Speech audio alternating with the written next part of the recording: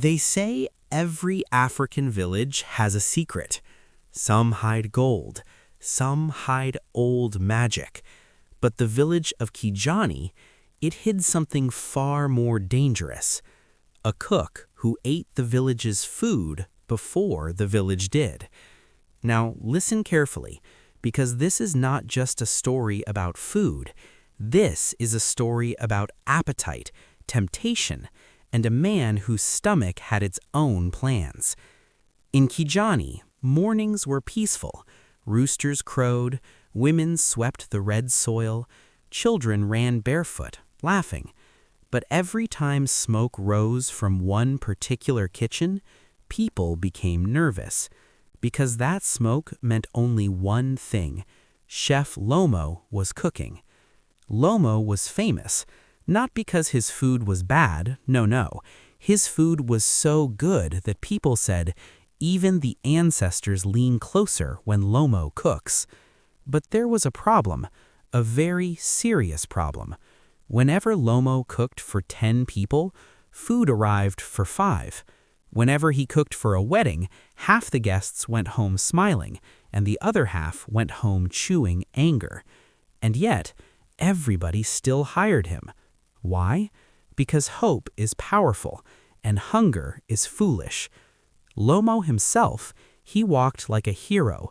Big smile, round belly, wooden spoon always in hand. He would greet people proudly and say, "Relax, I am in charge of the pot." What nobody knew, or maybe everyone knew but pretended not to, was that the pot was never safe when Lomo was around. This is where our story begins, not with a fight, not with a warning, but with a single question that echoed through the village. Lomo, where did the rest of the food go? Lomo's kitchen was not just a kitchen. It was a battlefield. On one side, huge pots, fresh meat, spices strong enough to wake the dead. On the other side, Lomo's stomach. The moment Lomo stepped inside, he tied his apron and whispered, "Today, we cook with discipline." 5 minutes later, just one taste. He dipped the wooden spoon, blew on it, closed his eyes. His face changed, his knees softened. How can a responsible cook serve food without confirming quality? Second taste. Third taste. Fourth taste. Soon the spoon stopped touching the pot and started traveling directly to his mouth. His assistant entered and froze. "Chef, didn't we cook 5 chickens?" Lomo didn't turn. "Yes?" The assistant looked into the pot. "I only see 2. Lomo nodded seriously. "The others died for quality control." The assistant said nothing. In Kijani, you do not argue with a man holding a spoon. Outside, villagers waited. They smelled magic. Inside, the magic was disappearing. And Lomo? He patted his stomach gently. "Relax, my friend. You will not suffer alone." At first, people thought it was coincidence. Maybe the fire was too strong. Maybe the pot was smaller. Maybe spirits were hungry. But patterns do not lie. Every event, every ceremony, every feast, same result. Half food, full Lomo. Women at the water well whispered, "That cook eats like tomorrow is canceled." Children started counting plates. "Uncle Lomo cooked for 30 people. Why are we sharing?" Even the goats noticed. One goat walked near the kitchen, sniffed the air, and walked away shaking its head. Then came the day that changed everything. A naming ceremony, important guests, big expectations. Lomo arrived confident. "Trust me." He cooked, he tasted again. When food was served, silence. Plates stared back at people. The village elder slowly stood up. He looked at the pot, then at Lomo, then at Lomo's stomach, and calmly asked, "My son, did the food walk away or did you help it?" Lomo smiled. Elder, taste is responsibility. That night the village knew. This was not an accident. This was a habit. From that day on, every question got an answer. Why is the meat missing? It shrank. Why is the stew light? The pot breathed. Why are guests still hungry? Hunger builds character. Lomo had excuses like spices. Endless. And the worst part? He believed them. He stood tall and declared, "A cook who does not taste is a danger to society." The children turned it into a song. Half pot, full belly, Lomo's food is never steady. Instead of being ashamed, Lomo laughed. Fame followed him. People came from other villages just to see, is this the man who eats before serving? And yes, he was. But laughter has a limit, and hunger has patience, only for so long. One morning, the village elders met.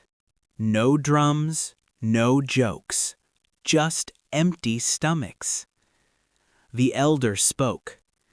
"We cannot fight Lomo's appetite, but we can outsmart it." A plan was forming. Not anger, not punishment, something worse. Rules. Because in Africa, you can escape hunger, but you cannot escape village rules. And Lomo? He was still in his kitchen, tasting, unaware that the village was about to teach him a lesson he would never forget. And subscribe the channel for more entertaining stories. The village elders were serious now. They knew that logic would not save their food, so they appointed 2 guards. Yes, guards, not soldiers, not magicians. 2 ordinary villagers with spears, bright clothes, and lots of confusion. Their job? To protect the pot. Lomo entered the kitchen as usual, smiling. "Good morning," he said cheerfully. He noticed the guards and froze for half a second. New assistants? Guard number 1 puffed up his chest. "I am on duty. I will watch the pot." Guard number 2 whispered, "And I will assist the first guard." Inside the kitchen, Lomo stared at the pot, then at the guards, then at his stomach. The guards tried their best, but Lomo moved like a ninja. One moment he was stirring the stew, the next moment his spoon disappeared straight into his mouth.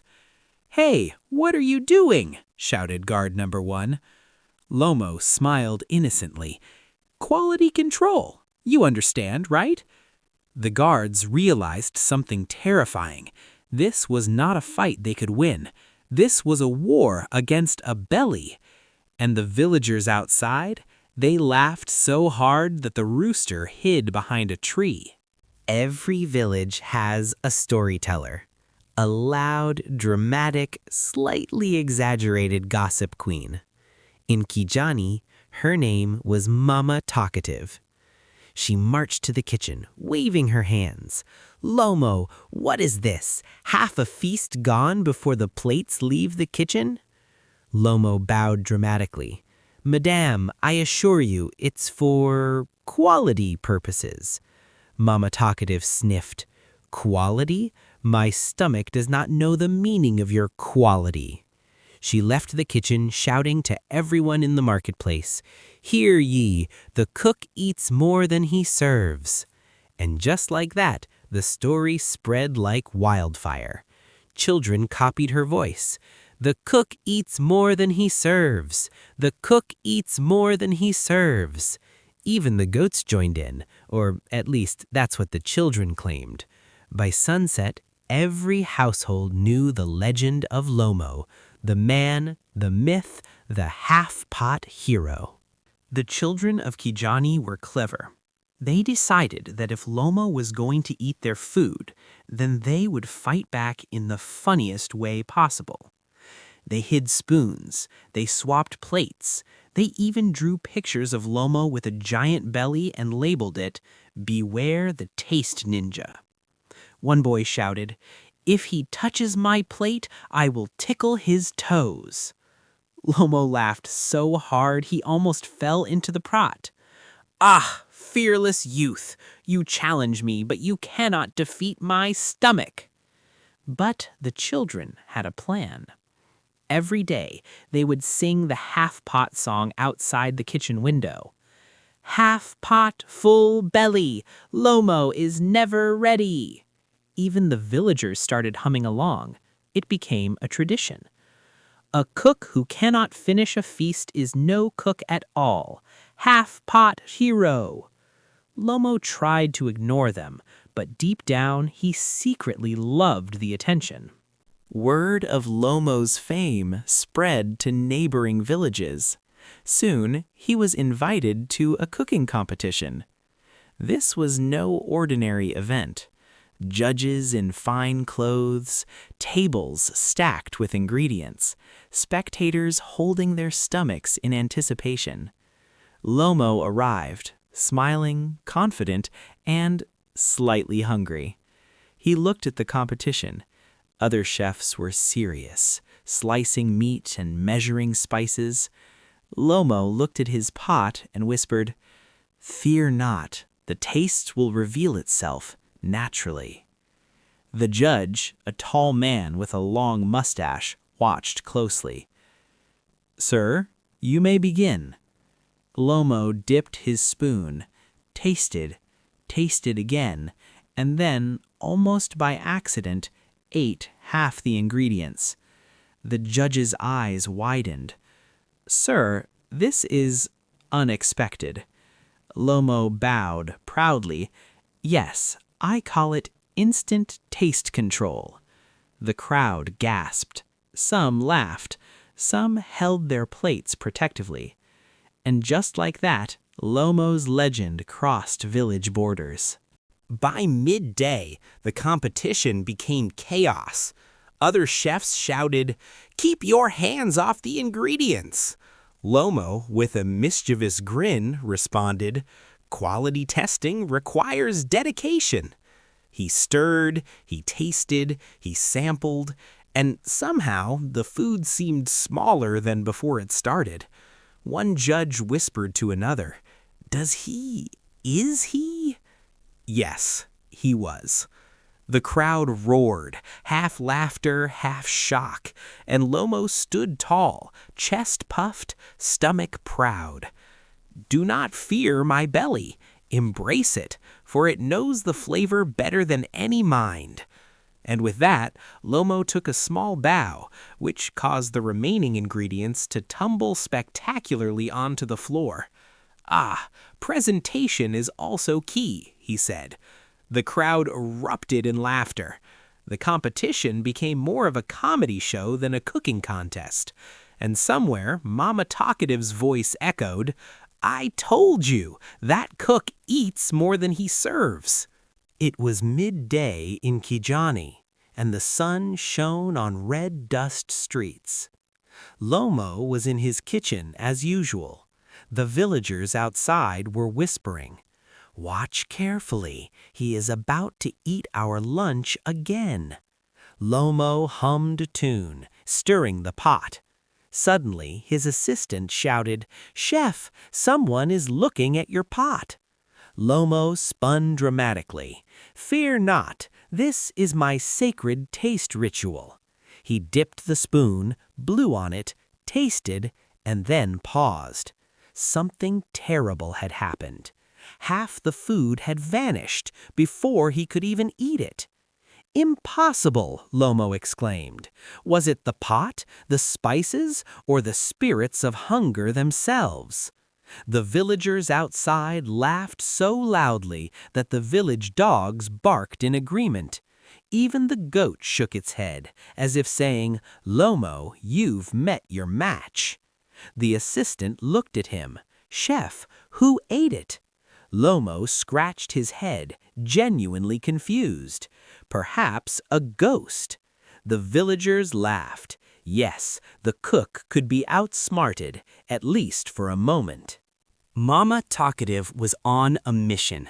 She marched to the marketplace with exaggerated steps, arms waving. Hear ye, hear ye! Lomo the cook eats more than he serves. Children ran after her, chanting, half pot hero, half pot hero. Even the goat joined in, or maybe it was just chewing something. Inside the kitchen, Lomo peeked out the window. Why does everyone sing my praises and mock me at the same time? Mama Talkative yelled at him through the open window. You have eaten enough for the whole village, young man. Lomo bowed dramatically, hand on his chest. Madame, I am a servant of taste.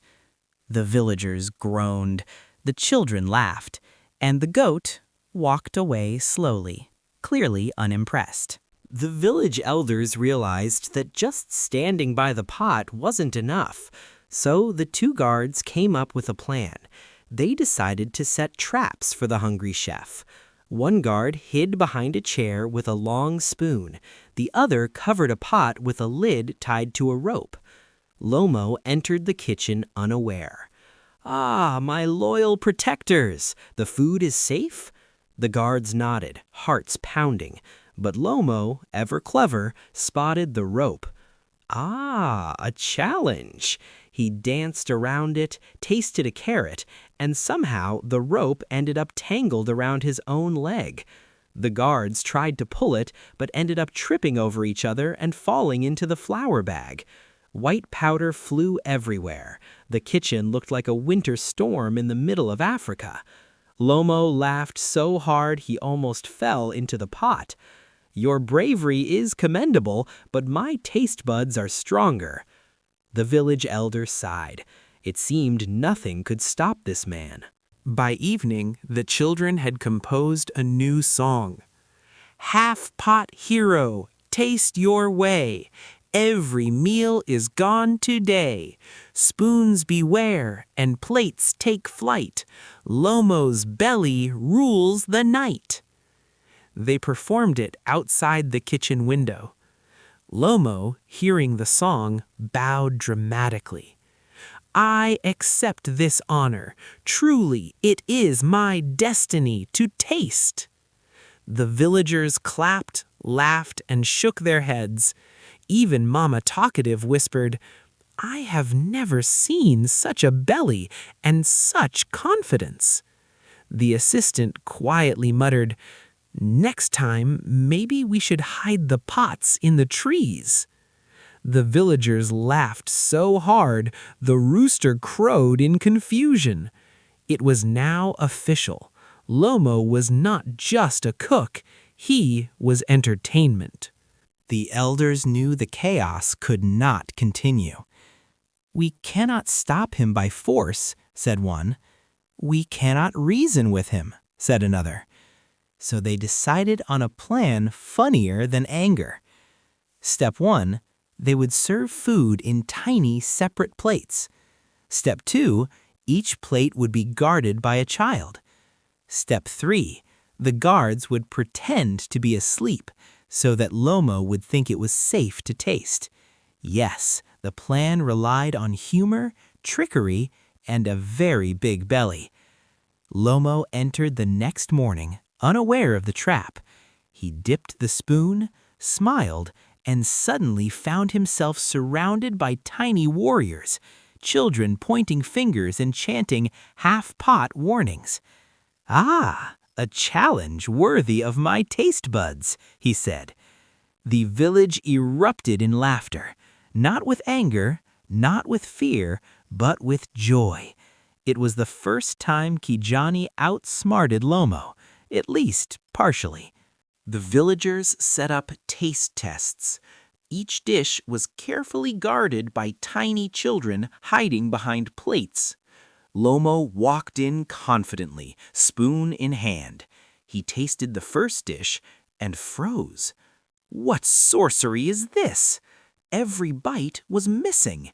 Not because the children ate it, no. They were too busy pointing, giggling, and chanting, "Half-pot hero, beware the plate. Taste too much, you face your fate." Lomo's face turned red. I am being stopped by children?" The assistant whispered, "Chef, it seems your belly has met its match." The villagers laughed so hard, even the goat danced. Lomo tried again and got a small splash of sauce in the face. "Ah, seasoning is attacking me," he said dramatically. Now came the comedy lesson. The elders gathered, children pointed, Mama Talkative shouted instructions. "Lomo, today you learn. Taste is good, but sharing is better." Each time he tried to take a spoonful, someone popped up and said, "Not so fast, Uncle Belly." Lomo jumped, spun around, laughed, and almost fell into the pot. The village taught him through funny exaggeration. Every bite must reach a plate. Every dish must be seen by guests before disappearing. Every taste must follow rules. Lomo realized this was harder than any cooking contest. I have underestimated the village," he admitted, still smiling. The next day, Lomo was tested. The villagers served dishes in tiny, colorful bowls. He approached, spoon in hand. Suddenly, the children started chanting loudly, "Share, share, Uncle Belly, or face the laughter tally." The guards held plates like shields. Mama Talkative raised her finger dramatically. "Observe the rules, taste responsibly, or get tickled." Lomo laughed so hard he almost cried. Every bite had someone pointing, laughing, and singing. He realized food was more fun when everyone enjoyed it. By the end of the day, he had tasted everything without eating all of it. It was a small victory for the village and a huge step for Lomo's appetite. The village held a feast. Lomo entered, smiling but cautious. "Today, I will follow the rules. Taste responsibly, share properly." Children danced, elders watched proudly, and Mama Talkative waved dramatically. Every bite Lomo took, he served the guests first. Every dish was shared.